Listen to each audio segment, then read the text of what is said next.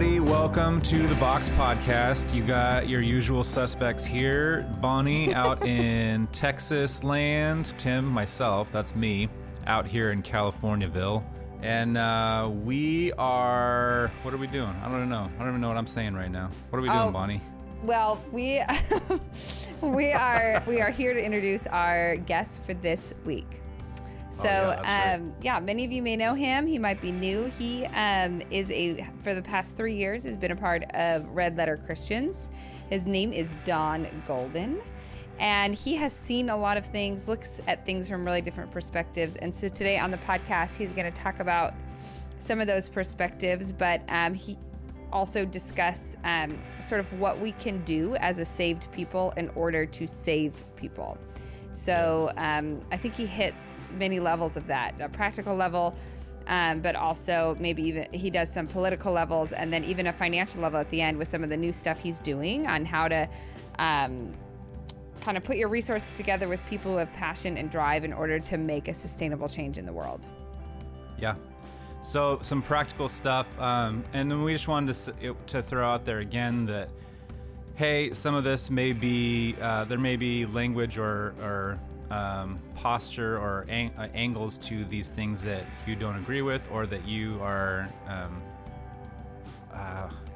how do we say that? We're trying to remind everybody that this community is based on bringing in people and then trying to get their best stuff from them, and agreeing to disagree sometimes, which some of you may disagree. Some of you may think that Don is like 100% right on, and some of you may think that he's not, and that's totally valid either way, but that we're creating a space for that we're creating a safe space for people to come together and talk about these things. And he's talking about refugees, and he's talking about marginalized folks, and he's talking about economically, people who are suffering economically. Mm-hmm. And so we wanted to make sure that he was able to bring all that stuff in. And so again, we just want to create a space for everybody to have a conversation about that. And if you have thoughts or concerns or critiques, or you just want to say, hey, that was awesome, we want to have those conversations with you. And Don, you'll hear in this interview, is also very open to talking with folks, and he gives his email address out and whatnot. So yeah, and we'll do a quick outro at the end as well. Yeah. All right, so we hope you guys love this. Without anything else, this is our conversation with Don Golden. All right, Bonnie and Tim here with a very special guest, Don Golden. Don, welcome. Thank you. Thank you so much for having me. I'm honored to be with you today. We're just so thrilled. So normally we have the guests introduce themselves, but I kind of want to bury the lead a bit, because your story and what you do now is so fascinating. So we'll definitely get to sort of what you do now, but later. But I'm dying to know, and I'm so interested in, I heard you on the Robcast, and one of the things that Tim and I we both listened to it, and one of the things that got our attention was discussing the myth of power. And exactly how we sort of face that as a church, and especially as America. And that I loved your tie-in that you do. And so this is what I would love to talk to you about first, is when we discuss the story of the Exodus, that there is this God who liberates. And so if we are a liberated people, we are called to liberate. And so many of the discussions that we've been having lately on the Vox podcast, especially when it comes to politics, like small and big politics, is voting with the most marginalized person in mind, and even living our lives that way. But I think that's really good for a lot of people in theory. It's also something that people, I don't think, can necessarily connect to when they read their Bible, but to things I've heard you say, and that Tim and I picked up on, that you said was that privilege can so disrupt and destroy even our hermeneutic and how we read the text. So if you want to start there, I think that would just be an excellent place to get the conversation going. Sure, I'm happy to. I think the Bible is preeminently interested in in human relationships and how we treat one another in social arrangements. We tend to, I think, it feels like to me, at least coming from an evangelical background, that we tend to think that the next life is the one that is elevated above all else. Christianity is a way of securing, in a reductionist sense, your ticket to heaven, and securing that fire insurance so you can go to heaven and escape hell. And not here to argue, although I think there's a lot to learn about the realities of that. Although if you do write a book about it and you call it Love Wins, you might get thrown out of the evangelical church and you might later have a movie. Not that we know anybody that's done that. Exactly. Not dismissing the reality that hell and afterlife, but the Bible concerns a covenant people. Mm-hmm. And that covenant is about a community, and that involves very much social arrangements. Right. And in fact, we enact love of God through love of neighbor. It's not a either or. You cannot. How do you love the God you haven't seen if you don't love the neighbor that you can see? So that means that those who have power and who have the ability those who have the power have a unique responsibility to what the Bible says, uphold justice and righteousness.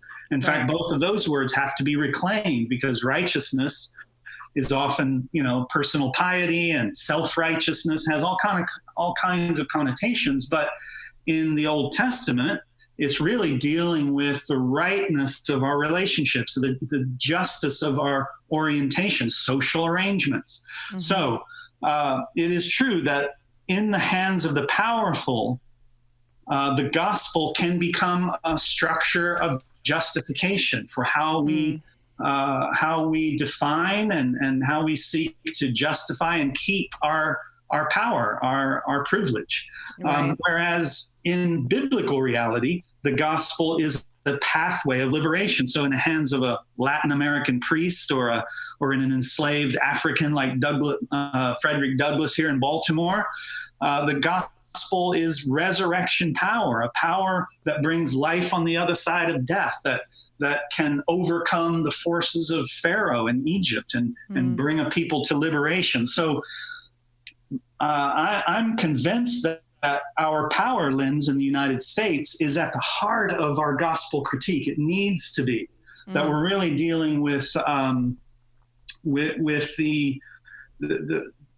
a confrontation of material forces and how we live and who has what. And because evangelicals in America today are so powerful, they have a unique responsibility to submit that power to the gospel, which is really listening to the cry of human suffering around us and using our power and our privilege to uphold justice and righteousness among those who are weak and marginalized.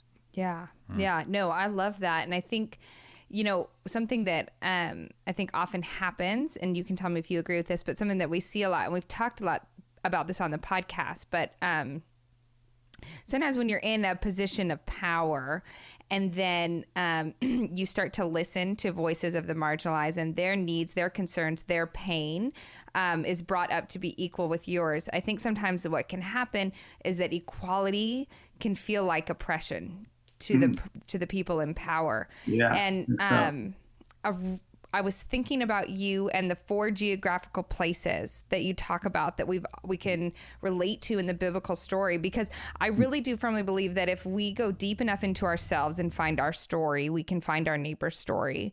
And I'm interested about those 4 geographical places, if you could touch on that, because I think that when we put ourselves in the middle of that narrative, it kind of opens the empathy door.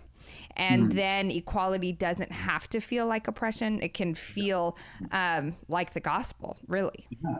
Yeah. I think you put your finger on something that strikes to the heart of our situation today, that there's a fear of displacement among, if you're a middle-aged white evangelical man like me, there's nobody with a T-shirt about your cause. There's no that's hashtag done golden poor white man. That's just not happening. Yeah. But I don't think that we need to be afraid of displacement. We are growing. We are emerging. We are on together a liberation journey. And white men, founded this country, and we're privileged in the a democracy for white landowning men. And we've been together as a nation pursuing a more perfect union, and that means opening up democracy and equality to others.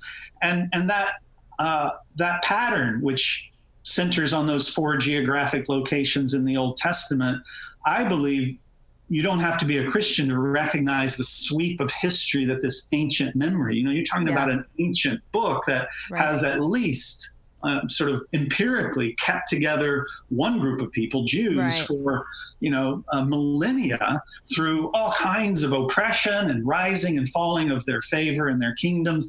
And somehow it's still together. And so there's a lot of amazing wisdom. And I think that it is a revelation of a pattern, the way that the universe is put together, and the way that the nature of God.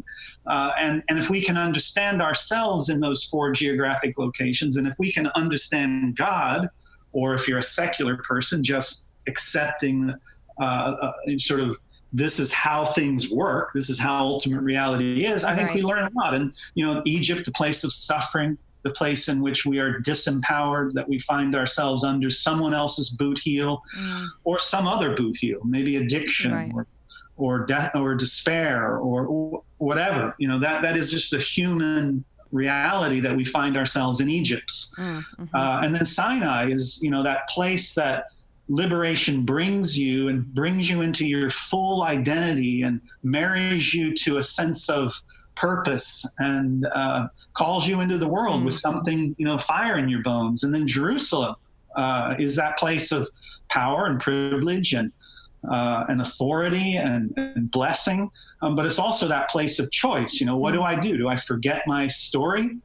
Do I, as the Deuteronomist said, think I did this with my own hands? Do I lose the plot?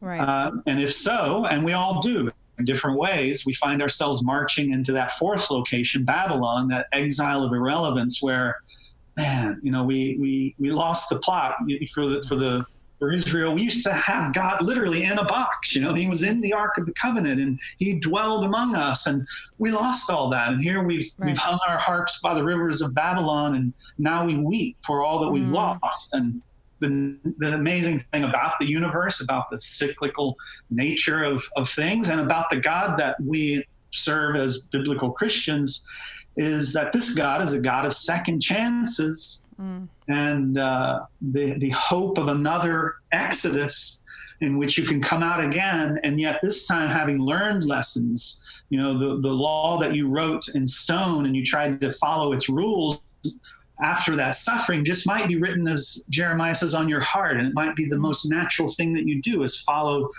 this God. So, that's the pattern of history. It's at work in all of us. It's at work around us. And I think it is the axis upon which America is now following, I believe, is that Jerusalem, Babylon axis in which we have begun to lose the thread. And I can tell you, when a nation of immigrants discusses seriously putting up a wall to keep out immigrants, you are marching into an exile of irrelevance. The days are numbered. You will not retain your power if the God of the Bible is true, if you're serious, if you can seriously entertain that conversation, which we are doing. Not just the wall, but the wall metaphorically as a way of protecting power and privilege for ourselves. Right. Yeah. No, I think I heard you say, and Tim, you can back me up, the statistics that you said that last year,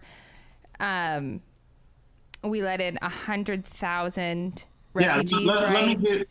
Let me give you this number, because I think, And can you define refugee? I think that there's a big, people are misunderstanding that's a very specific immigrant type. And refugees and Let me paint this picture. Sometimes the fog of policy, the fog of political tension and the extreme voices and the political news entertainment world, are you of Fox or are you of CNN or MSNBC?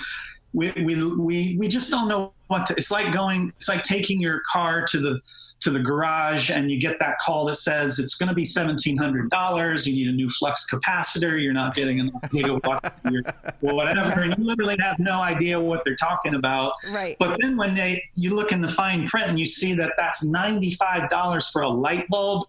Okay, wait a minute. Yeah. Now the whole thing, I don't know about the flux capacitor, but I do know I can go to the parts store, get that light bulb for $4 and figure out how to watch a YouTube video. Yeah. Yeah. So there are things that we hear that are an indicator of it's like a spiritual barometer. And there is one of those figures right now that is a spiritual barometer over evangelicalism. If you want to know if Jerry Falwell and Franklin Graham are really just passionately fighting for the truth of the gospel, here is an indicator to let you know that that's a very questionable conclusion, a very seriously questionable conclusion. And that has to do with refugees. We know that the immigrant and the foreigner among us is a biblical barometer. It's telling you in the Bible, this is the God of the widow, the poor, the widow, and the foreigner. Right. That's who this God is. He privileges those voices. If you want to know how the people of God are doing, don't look at their temple or their structures or the energy behind their religious festivals. Look at the condition of the widow, the poor, the orphan, the foreigner. So we know that. That's a basic, 101, the gospel to the poor. A refugee, defined by the Geneva Convention, is someone who has established a reasonable fear of persecution, and they cross a national border based on that fear of a well-founded fear of persecution. That's a refugee. Okay. America, beginning in the 1970s with the Vietnam boat people, the Vietnam exodus of those who had worked with us, by the way, in Vietnam, they fled because we had abandoned them. We had ignored them. They fled in boats to get out of the way of the communist North. And this is a heroic and really altruistic act of the United States. The U.S. State Department entered into a partnership with a series of U.S. nonprofits, mostly church-related groups, and formed a partnership, a private-public partnership to welcome refugees. And that's now 9 agencies, including World Relief, who I used to work for, International Rescue Committee, others, to receive all of those refugees. And the number since 9/11 has averaged about 100,000 refugees a year, which, by the way, in a world of 22 million refugees, in a world of 60 million displaced human beings, 100,000 is a pittance. It's such a low number that it's concerning about our morality and our ethics, but it's 100,000 people. Right. Under this administration, the most directly tied to evangelicals, that number last year was 13,000, dropped all the way to 13,000, and President Trump and this administration has suggested next year it should be 0. And you have evangelicals like the National Association of Evangelicals. You have World Relief, owned by the National Association of Evangelicals, trying to say this is wrong. We should not. Don't conflate a refugee, somebody who's been thoroughly vetted in another third country, who has been thoroughly vetted and who's brought securely to the United States. Don't conflate that person with someone showing up at the border. Not that they don't need our compassion as well, but this is not a security risk group. Right. The fact that number is so low is a serious warning light that the United States has lost the plot, that we are not animated by any sense of our Christian roots, and that we're allowing fear and xenophobia to overcome our basic commitments to the family of nations. Yeah. What's your experience with the pushback argument? Because the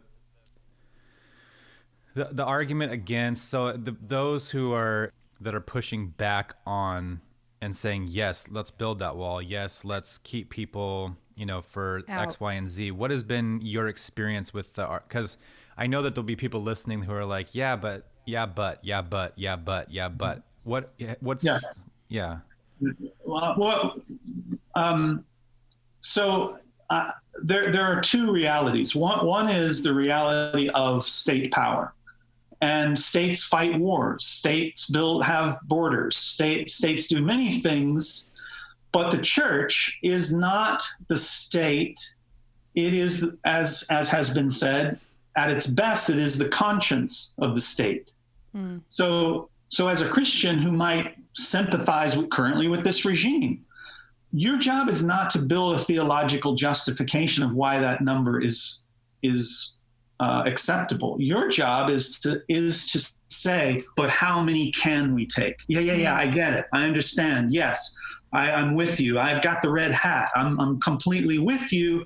But I can see in the text that if we close our doors, there's this, vague passage. I think it might be Matthew 25, where I think Jesus might come at the end, where we get our final report card and say, I came to your border and you didn't welcome me in. Yeah. So right. Not trying to say the state is the church, but the church is the conscience of the state. And that's the role that we liberals and conservative Christians should come together on and say, how can we work together with the state so that number can be 500,000 without compromising our security? Why aren't Christians arguing for that kind of generative, hopeful, Christ-centered position for Republicans in power, rather than twisting themselves into a knot to defend the indefensible? Yeah, absolutely. And for the listeners too, we had Matthew Sorens on.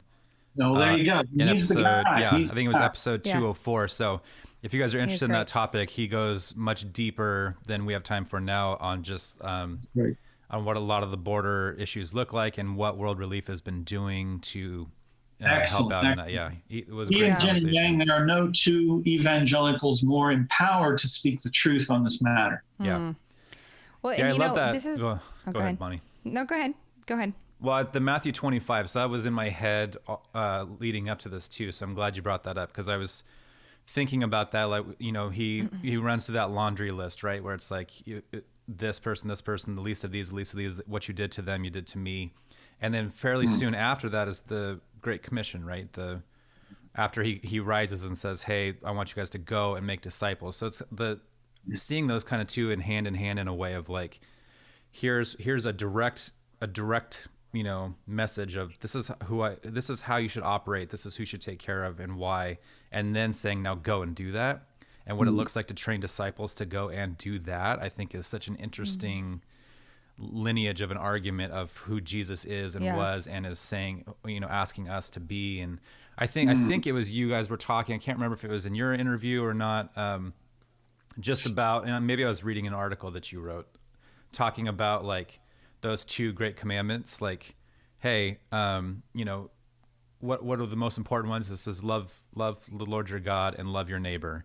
And then kind of what falls under those two things, like as we relate to people, humanity around us, whether it's the refugee or the immigrant or, and I'm trying to set you up too for going into this lineage of God, continually reacting to cries for help and for the disempowered, and us being liberated and being called to liberate, like you had talked about.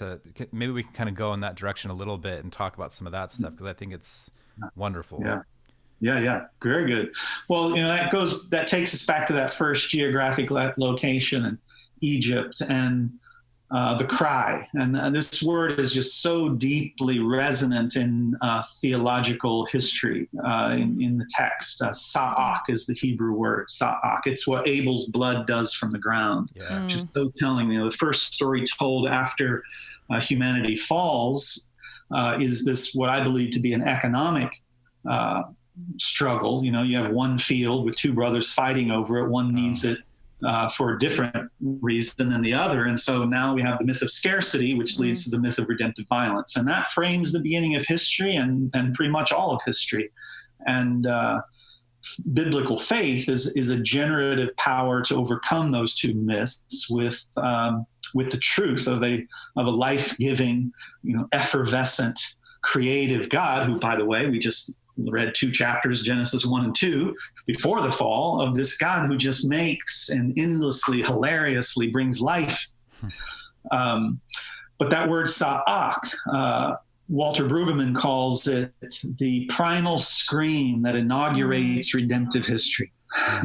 It's just this, it catalyzes something. You had yesterday, today looking exactly like yesterday, tomorrow a continuation of today. We make bricks for Pharaoh. That's what I do. That's what my father did, my grandfather did. And it's likely to be what we will always do. And then there gives birth something inside these midwives who say, they begin to resist what Pharaoh is doing. And that resistance creates some energy, and they begin to cry. And that cry is both, hey, I'm hurting and suffering, but there's also a cry for justice. Aren't we the people of God? Didn't you speak to our forefathers? Don't you see what's going on here? And that cry for justice catalyzes new beginnings.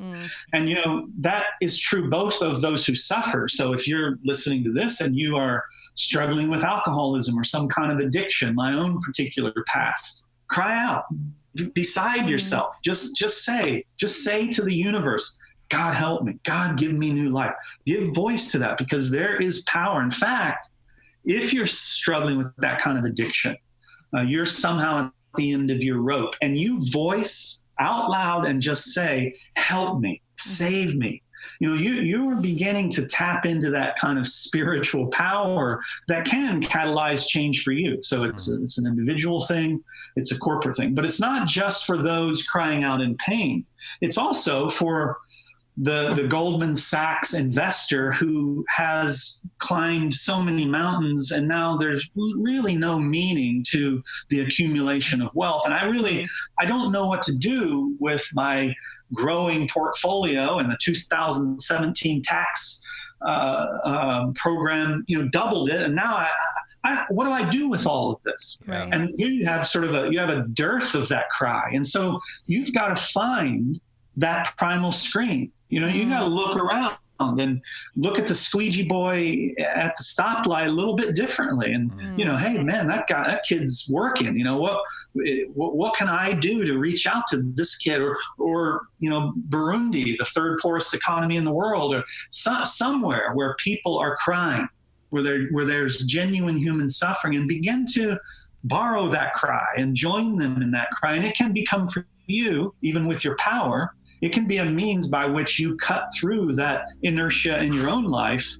And as I said on the Robcast, the means-meaning equation, those who struggle with everything but meaning in their lives, those who have everything but meaning in their lives, and those who have the purposeful struggle but don't have the means to overcome the material challenges in their life. When you can bring those two forces together, the means-meaning equation, wow, it's really generative. And I think it could produce a new frame for how we move forward.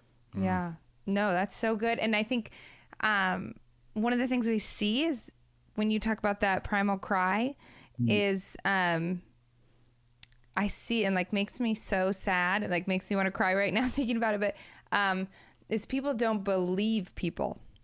So I would hear a lot when people would cry out, for example, and say Black Lives Matter, and say we are being oppressed. This isn't fair. Racism is still alive.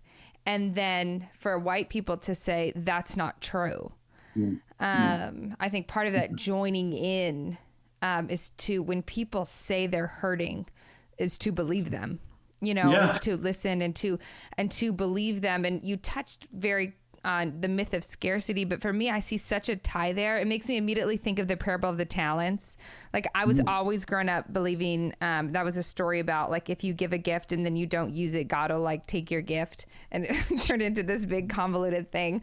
But as I've gotten older, I realize the first two servants take these gifts they've been given us. So if we're going to parallel what we're talking about here, take the liberation, the freedom that we've been given, and they go out and they do likewise. They multiply the same same, and they view God as a God of abundance, that there's more and there's room for everybody at all the tables and all the cries, and we can join in. That the third one doesn't. He takes his gift and he buries it. So he's marching into that path of irrelevance, like you said.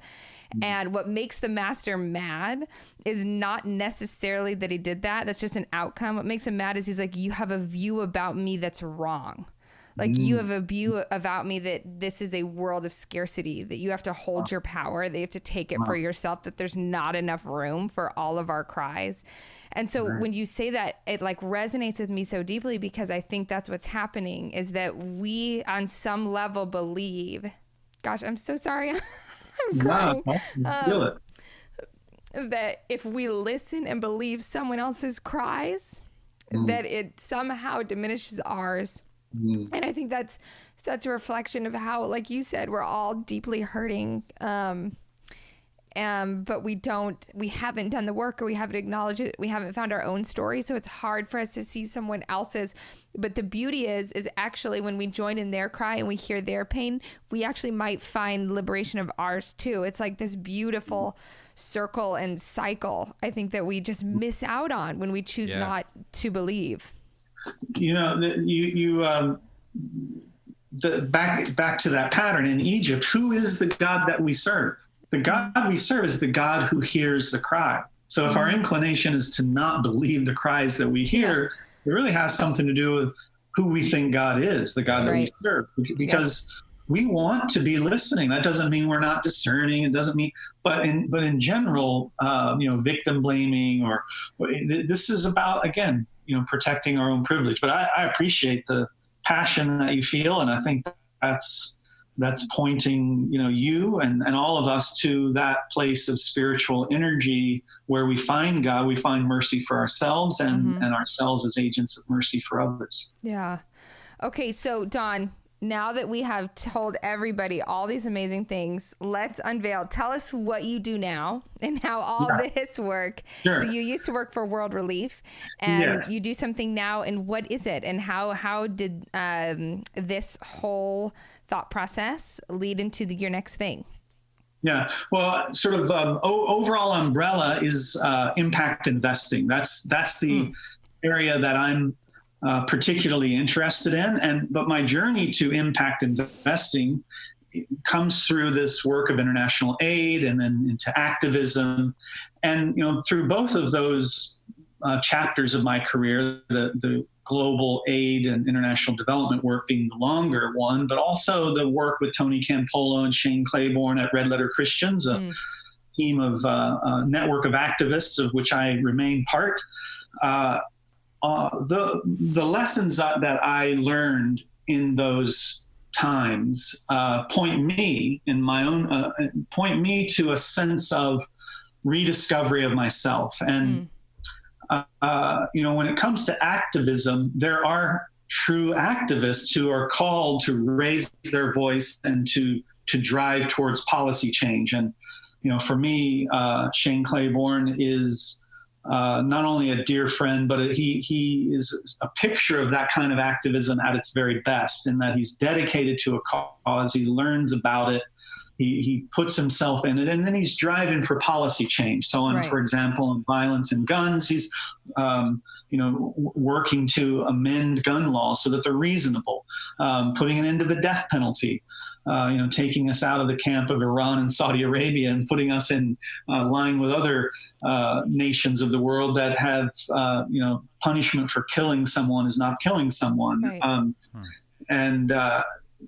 But for me personally, the casting a vision, instigating motivation to do something, and then raising money. I used to say liberating wealthy people from their oppressive wealth. I've done that for almost my whole career, the last 30 years. And the things that I'm attached to that have to do with commerce, feel the best to me, they look the best to me, and they seem to have the most resonance as tools for sustainable change. So, Rob and I worked together with Mars Hill Bible Church to see that church invest in a microfinance bank in Burundi that now has 17,000 clients. That's 17,000 individuals able to take loans, build businesses, pay loans back, and take care of their families. Yeah, we did a lot of, I used to work at Food for the Hungry, and we did a lot of work with microfinance. But can you explain to the listeners what that is for people that don't know? Yeah, so microfinance was pioneered by a Bengali man named Muhammad Yunus back in the 80s. And he's founded something called Grameen Bank, which means village bank. And the idea is that, the poor will not receive a loan because they don't have any collateral. They can't be given credit, I think is the word for trust. You can't trust the poor to pay a loan back because they have nothing to lose. Right. So the idea of community banking or microfinance is that if you say 30 women, each receiving $50 for a loan, each selecting each other because they see them active in the marketplace, they know about them, they know of their local trustworthiness.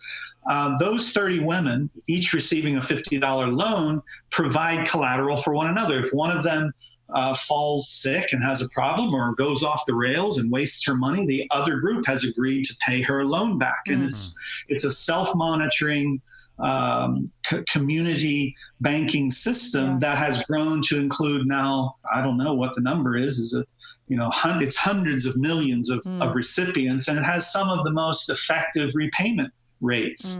That's interesting. It's like an economical accountability. Yeah, exactly. And it's proven to be a very effective way of providing the poor with access to capital and to financial sustainability. It's not without its challenges and problems, which if you dig into it, you'll find that they're there. What it has not done is effectively catalyze small and medium enterprise.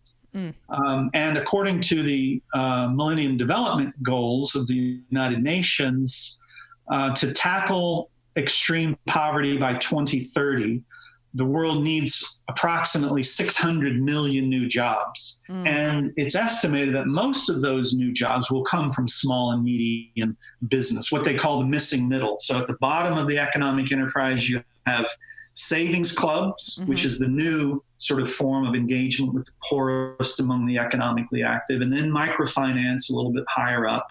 And then at the top, you have the world of investments and now impact investing. But in the middle, you have what they call the missing middle, and that is the small and medium businesses that don't always have immediate access to capital or to the services that they need, even though they may have the best, they may have a great idea.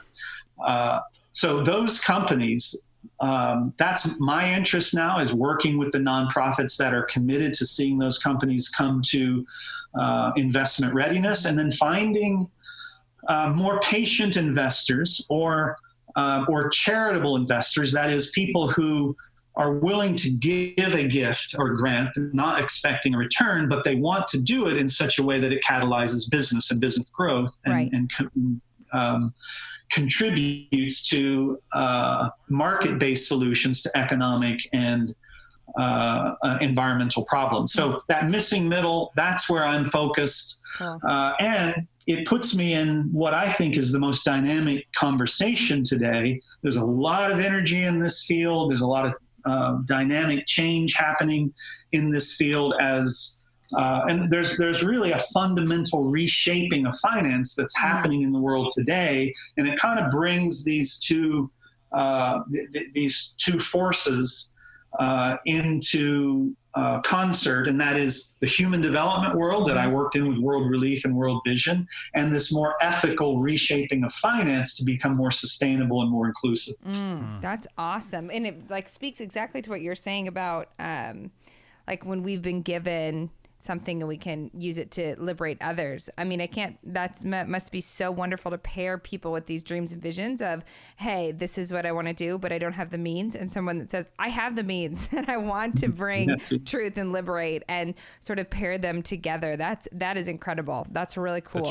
The church focus too, or the like what you guys did at Mars Hill, I think is really interesting, because we're kind of in the middle of a conversation about like what, we recently had a guest talk about what would Paul be the most surprised about with today's church? And he said, like, the size of the church, like how many people there are. And so we're constantly been having this conversation about community and the design for church and God's intention.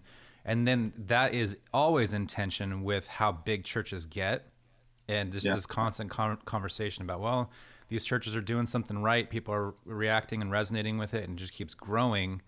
But I love that idea of, like, you guys kind of sat down and were like, okay, well, we have all of this. And what does that mean?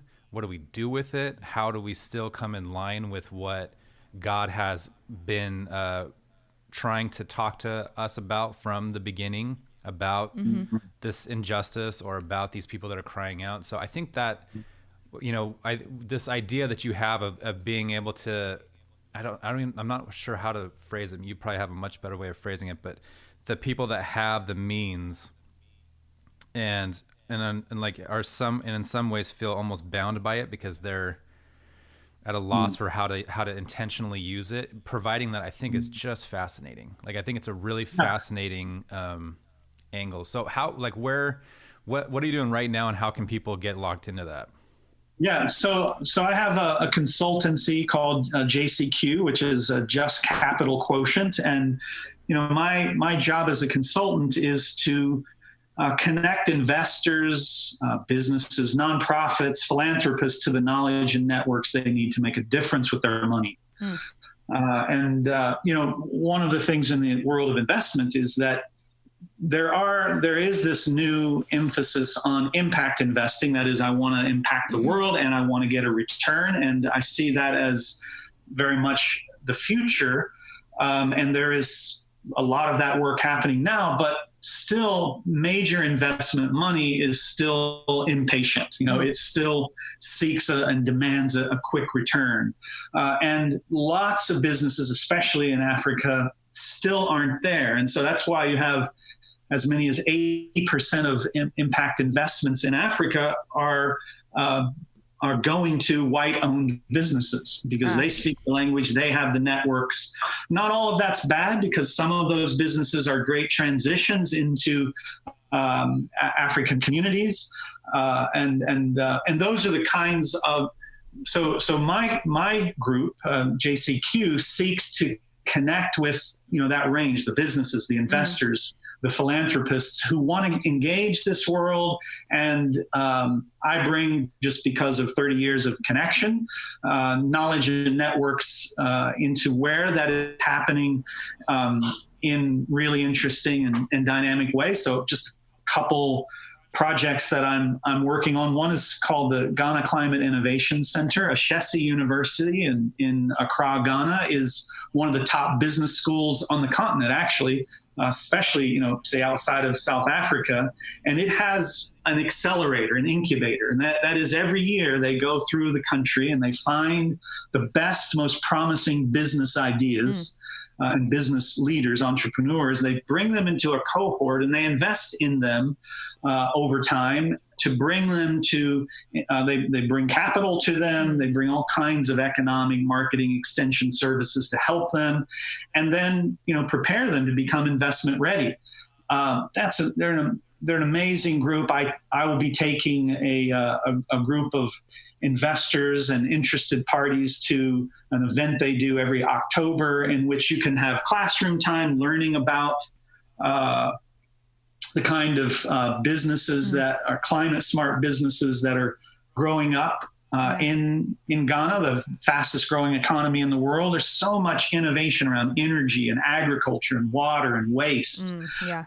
And so we'll learn about that, and then we'll go out and spend time with these businesses and really just encourage people to say, hey, either your smart charity, invest in this, or perhaps, equity and debt that you could invest in this kind of work to see market-based solutions. So, and then I think I mentioned the TrailGuard AI. This is an amazing partnership with Intel and Galaxy One to try to arrest what is looking very bleak for the African elephant. I mean, it's a possibility that it could become extinct in 10 years. Yeah. And so there are a group of environmentalists and business folks and these technology leaders coming together to create this AI camera that can work to monitor poaching activity and to warn ranger services. In the Serengeti, for example, as big as Maryland, there's like 150 rangers. It's impossible to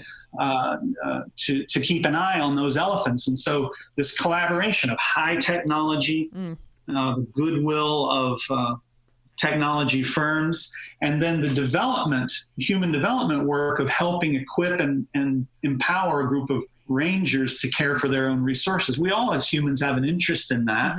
And so I have about $300,000 of equity to sell in that business. And it's an amazing, thing to get involved in. I'll be taking a group of impact adventurers to Africa to see how this technology works. Robert Downey Jr., he has a new show out called The Age of AI. Oh, yeah. And his season 1, episode 7, he kicks off that episode with 7 minutes on TrailGuard AI, this project I'm working on. Cool. Look it up. It is mind-blowing. So those are just a couple of the innovations. Awesome. They're both human and environmentally good. They're market-based, and we hope that they will create wealth, both for the investors and for the people involved in. Those are just 2 examples of the kinds of things that I at JCQ am helping people connect with. Oh, that's awesome. I love it. I love it. I think it's amazing. It's so intentional in like the coolest ways of like intentionally tackling something practical that also has ramifications and repercussions, like you're saying, environmentally, socially. Scale, and then awesome. What are the range? I'm just curious for our listeners, like the range of investors. Obviously, there's people as big as Intel, but what's the smaller scale of that for investment? Well, everyone can reorient their giving towards market-based solutions. You can connect to great microfinance institutions like Hope International, Peter Greer's amazing institution that is still building and supporting. They are now the chief owners of Turame, and the bank in Burundi, and along with Hakima in Eastern Congo and Owego in Rwanda. Hope International. So you could give $50 to them and your money is going to get into that process of circulation at the level of microfinance and you'll be investing in microfinance. But you can, so really there is a way, and that's another thing that I provide is, without any fees, anyone that's listening to me can write me at don@donrgolden.com, and I'll give you some, what I believe are some of the best opportunities to direct your philanthropy to these kinds of market-based solutions. But then, sort of going up the level, $1,000, $10,000, most of the funds that I work with, $25,000 is sort of the minimum buy-in to become an investor in some type of new initiative. But there are ways that any amount, especially of charitable dollars, with TrailGuard, those shares are $50,000 each. And I can tell you that it is very difficult to purchase artificial intelligence technology for shares of 50,000, but extremely high risk. If you're a person that needs your investment in order to retire on, I'm the last person you should be talking to. Because this is all about either charitable investment or super high risk, but it's the kind of recalibration of finance that's unfolding right now that has to happen more. And I'm especially interested in those business leaders, those people that know how finance works and are interested in this new world. There are a lot of friends I'd like to introduce them to, because this is where that meaning equation at the finance level can be very generative. Yeah. Awesome. So Don, can you repeat your email address? My email address is don@donrgolden.com. Perfect. And www.donrgolden.com is my website, so you can learn a little bit about this new idea. And one thing, this is not just a flash in the pan. This is not a new form of charity. This is a fundamental reshaping of finance. Larry Fink, the CEO of BlackRock, the $7 trillion investment fund, in his letter, his annual letter to companies, he put them on notice that they will be held to account if they don't adopt the new frameworks for reporting their sustainability. And what that means is, rather than just looking good and greenwashing your businesses, one of the major investment firms is saying, if you're not taking seriously your impact in this world, your own sustainability footprint as a company, we will divest from you. That put a lot of companies on notice and caused a lot of companies to say, hey, what are we doing and how do we go about it? And my company, my firm, JCQ, we want to help those who still need and want to make money. We want to jump in there with you and help you, look at your sustainability disclosures, look at your impact footprint, and reconsider how your wealth creation gifts can align with this new reshaping of finance. I love it. Gosh, Don, I love this. I love everything how you've learned so much throughout all everything you've done, your travels and your learnings, and you connect it on such a personal level to a bigger level of where nobody's off the hook. We all have an answer to give, and we all play a part, and it can be on all these different levels. But I just love the way you're doing it to make this impact, like you just said, to make sure that things are sustainable, and that these initiatives, they are moving the needle, and they're doing it in this long-term way to turn this ship around. So I'm so grateful that you shared this. Yeah. I'm going to pick up on one thing that you said and tie it very much to the world of evangelical mission. One of the leaders in the world of microfinance is Opportunity International, and the former CEO, David Sims, has started an actual fund, an investment fund. It's not at the $7 trillion like BlackRock yet. It's at a couple, 2 or 3, about 3 million, but they exist. This fund exists to invest in Africa in job-creating businesses. And, they've taken their name, Talenton, directly from that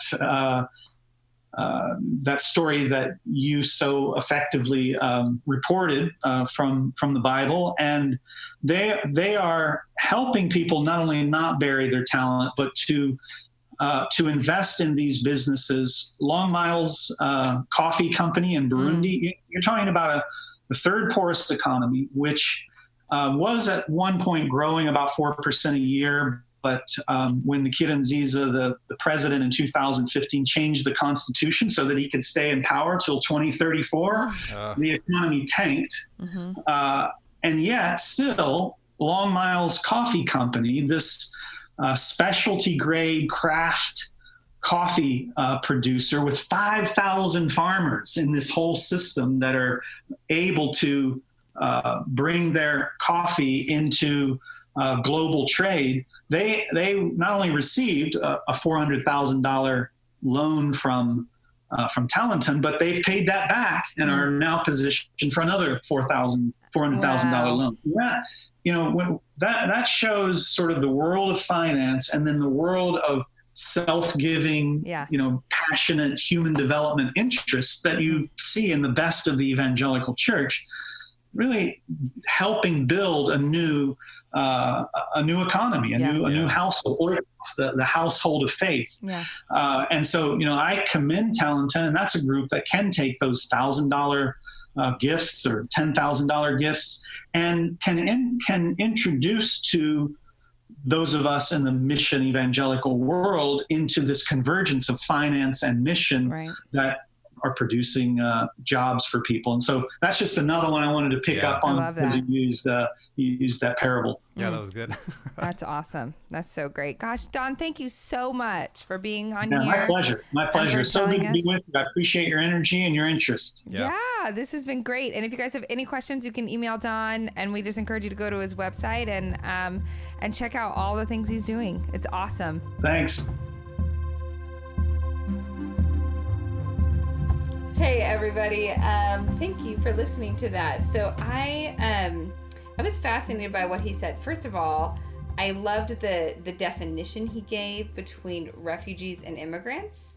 Yeah. I don't think I have fully understood that, or understood how clear cut it was, if that makes sense. Mm-hmm. And so that makes me want to like go back to so many articles I've read or headlines I've read and gone like, oh, what's the difference here? And like just looking more into historically what I've heard and what I've sort of deduced from that. So that was fascinating to me. I really like that. That was new to me. And then I think he had so many points that were so interesting too. I really liked the 4 geographical places. Of like places in the Bible that we could all sort of find ourselves. I think that no matter if you agree or disagree with him, because I know some of it that he said, he talked about Trump, and a lot of people like Trump. And I know a lot of Christians who have voted for Trump and who are voting for Trump again, but that also might disagree with Trump on certain things. You know what I mean? Like there can be so much middle ground, but I like the centering point of these 4 geographical locations of saying, when we draw deeper into our stories, we can sort of find the stories of somebody else. So if we can start there as a place to look at marginalized people, I know for me, my perspective would change. Do you know what I mean? I think that absolutely. I wouldn't just be mad for the sake of being mad or be upset for the sake of being upset, but I would have a very grounded biblical perspective if I started there. Yeah.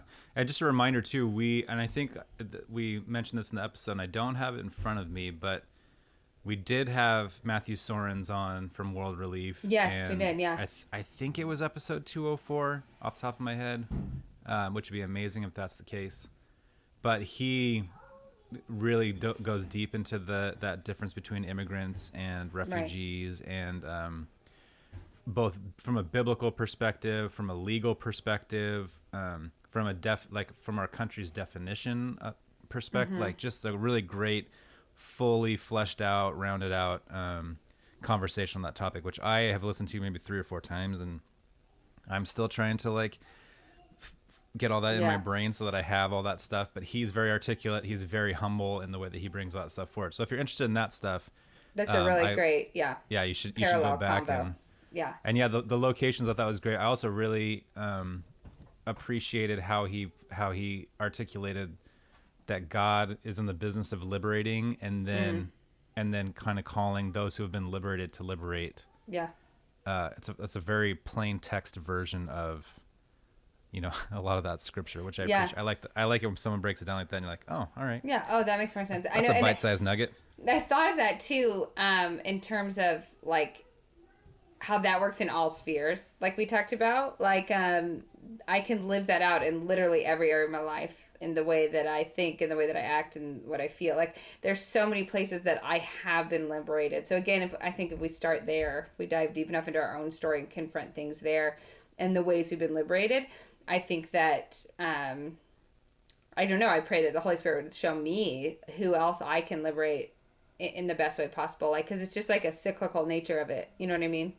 Mm-hmm. It makes me think of your story with your neighbor with, we need to be people that hold pain well. Mm-hmm. Right? Is that how you put it? That has stuck with me for a while now. And I think of that, like, when he talked about, that God hears the cries of people and the blood in the ground. And, we think about that in terms of marginalized. We tend to think of that in really big, broad areas, which I think can feel overwhelming to people, and they don't know how to get involved, which is great for people like Don Golden and Matt Sorens to come on and be like, hey, here's practical ways you can get involved from wherever you are in these big things, but also just the neighbor that's like, going through your neighbor, if I remember correctly, was an older man who had just lost his wife and didn't seem like he had very many people to kind of process that pain with or to reach out to, which is obviously can be one of the most isolating things in the world. And just kind of being an intentional person with going in and trying to hold pain well for other people seems like it kind of fits in that department as well. Yeah, no, totally. And it's so interesting how that played out. Like, so that first time he came over and just cried like on our doorstep, and then he kind of, you could tell, felt embarrassed and just kind of walked away quickly. But how it played out was so interesting because it taught me something entirely new. He would bring over, he's now moved. He moved to live with his sister in like Palm Springs. But as he was going through his stuff, he would bring over just these crates of things that were his wife's. And he was like, I thought you might want this. And it was stuff I don't want. I don't know that anybody would. It was like a Better Home and Gardens from like 1992. I mean, it was like stuff's ripped out. It was all this stuff. And my son was like, I don't understand why. And I'm like, I don't either. And then it hit me. I was like, oh, he can't throw this away. Yeah. And he wants to feel like I'm going to give this to someone else. Like I'm going to give this to pass it on. And so we just kept taking all this stuff. We just kept it. It was just sitting in our garage. And then I went through it, and I don't think we kept one thing from the things. Yeah. But for him, he didn't have to go throw that away. Does that make sense? It was this idea of like, oh, we were able to unburden him from that simply by going, thank you so much. This is so helpful. And then that was it. And that was all we had to do. And so it's like these tiny, minute ways that we can do it that show up. We just have to be looking for it, I think. Yeah. So. And I just love this idea, not an idea. I love seeing ways in which, that God is very presently active. Yeah. Yep. And presently intentional, and is just as fervent about those who are in pain and those who are marginalized as he was in the scriptures that we read. Obviously, we're in an interesting time period now because we're in live time with it and stuff. But I don't know. I'm not speaking for everybody, but I think that I can kind of forget and can compartmentalize God into to believe in something that has existed. Right. And kind of lose the idea that he's here, active, moving, going nuts. And is still trying to be like, no, I'm like 100% all in on this stuff. Yeah, so, like I'm working and moving and talking. And I'm doing literally the same things. And which is why someone like Don is so fascinating, because he brings in like, we're trying to find all the tangible, like intentional ways of locking in on the things that we think that God is doing, he wants us to be doing, et cetera, et cetera. So. Yeah, like a continual move as the scripture towards continually liberation and new creation. Yeah. That wasn't just then, that it's a reality now. So. Yeah, I always think about that in terms, and I think I've said this on the podcast before, but the fact that our universe is still growing. Yes. Like it's still spreading out into things, and no one really knows what it's spreading into. But in my brain, it's just like, well, God, like this idea of God being outside of time or whatever. It's kind of like, well, we're looking at that with creation. Yeah. Because God created, but is still creating. Yeah. And things are still expanding and growing and changing, and I just think it's so fascinating. And then that way, I'm like, oh yeah, of course, God's still very active. Of course he is. Yeah, I know. But at first, it doesn't seem like it. It's like he did this thing and now he's waiting for us to get it right. Yeah. Once you guys figure your stuff out, you guys can all come and hang out. But until then, you're stuck there. I know. It's a great pivot. It's a good perspective shift. So anyways, we hope you guys enjoyed this. Again, at the very least, if whether agree or disagree, we hope it sparks conversation and a look into ourselves and to each other. And we would love to hear from you and hear how we can help together. If you guys have ideas of ways to liberate in smallest or big stories that seem like not a big deal and stories that seem like a good, put them on our Facebook page so we can chime in, we can all interact with each other and encourage one another. Yeah, I like that. Let's be people that share stories. Yeah. Carry each other's stories. That's good. And also, we want to reiterate again, I think our next guest that we have tomorrow, well, I guess if you're listening to this today, then it'll be a week from, well, week from this air date. Our next guest after this episode is with Eugene Cho, and he right.